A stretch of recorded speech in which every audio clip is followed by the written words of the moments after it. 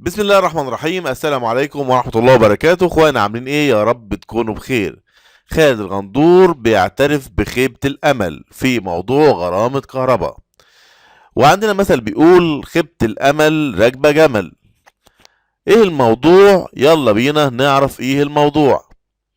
الاعلامي خالد الغندور نجم نادي الزمالك السابق وكابتن نادي الزمالك التاريخي ومنتخب مصر بيكشف حقيقة موقف محمود عبد المنعم كهربا نجم النادي الأهلي حاليا بعد انتهاء المهلة التي منحها له الاتحاد الدولي لكرة القدم فيفا لسداد الغرامة المستحقة عليه لصالح نادي الزمالك.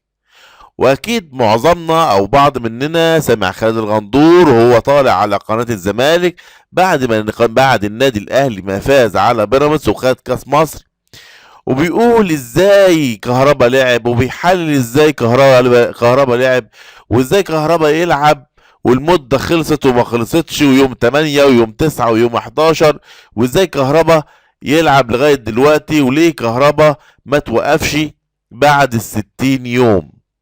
نفسه خالد الغندور بنفسه هو اللي هيطلع ويقول ان خالد كهربا قصدي خالد الغندور هو بنفسه اللي طلع وقال ان كهربا يقدر يلعب لمدة 5 شهور او 4 او 5 او 6 شهور لغاية يوم 8 او 9 اغسطس. ايه الموضوع؟ ايه الحكاية؟ بالفيديو تم بثه عبر حسابه الشخصي الغندور، عبر حسابه الشخصي الفيسبوك، هو بنفسه بصوته بملامحه باكشناته. قال الغندور ان هو تواصل مع محامي كبير في الاتحاد الدولي لكرة القدم الفيفا بمعرفة احمد حسام ميدو، فقال ان كهربا عنده فرصة يلعب لمدة 5 شهور جديدة، يعني ممكن يلعب لغاية شهر 8 او 9 اغسطس وسبتمبر المقبلين قبل سداد غرامة نادي الزمالك.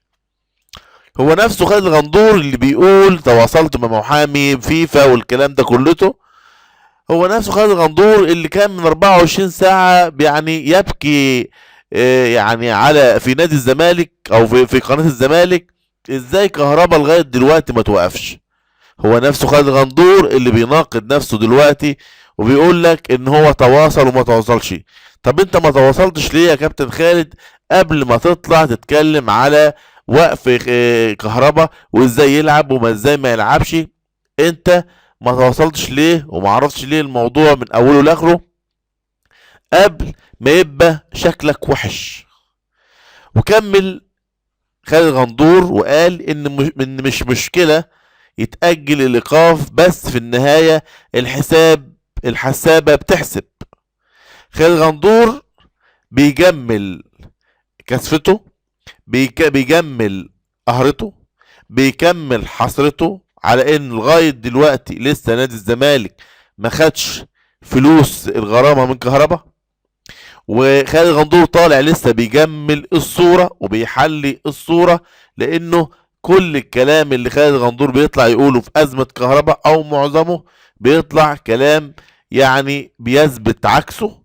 هيتوقف ما يتوقفش، مش هيلعب بيلعب، هيدفع ما بيدفعش، هيروح ما بيروحش.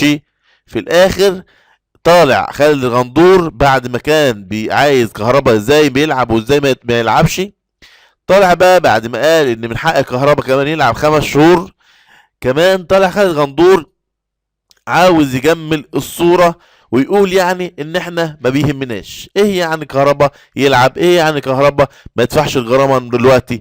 بعد يوم بعد شهر بعد سنة هيدفع.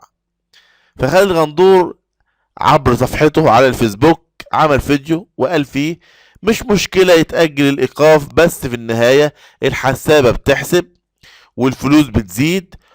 وعشان تعرفوا يا جماعة الفترة اللي جاية الفايدة على المبلغ هتكون 18% مش 5%، بس زي دلوقتي يعني ممكن الغرامة تعدي 90 مليون جنيه.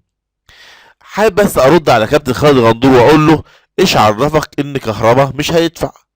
وايش عرفك ان كهربا هيستنى لما يتوقف تاني؟ وايش عرفك ان كهربا هيستنى لما الغرامة تزيد ل 90 مليون او الفايدة تزيد ل 18%. واضاف خالد الغندور وكمل كلامه وقال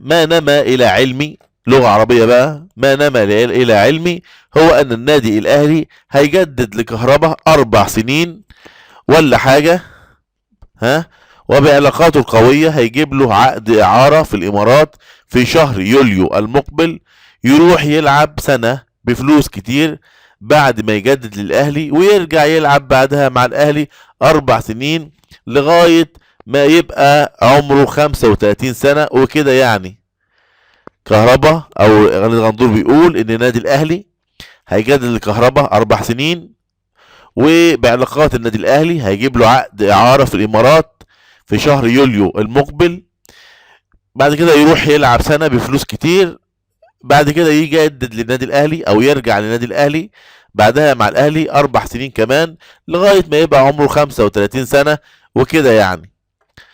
وختم الغندور وقال هل ده هيحصل؟ هل ده الحقيقة؟ مش عارف. القصة مش ان كهربا يلعب ولا ما يلعبش، القصة ان كهربا لازم يدفع الفلوس اللي عليه. في الاخر خالد الغندور بيعترف ويقر وبيقول هل ده هيحصل؟ هل دي الحقيقة؟ مش عارف.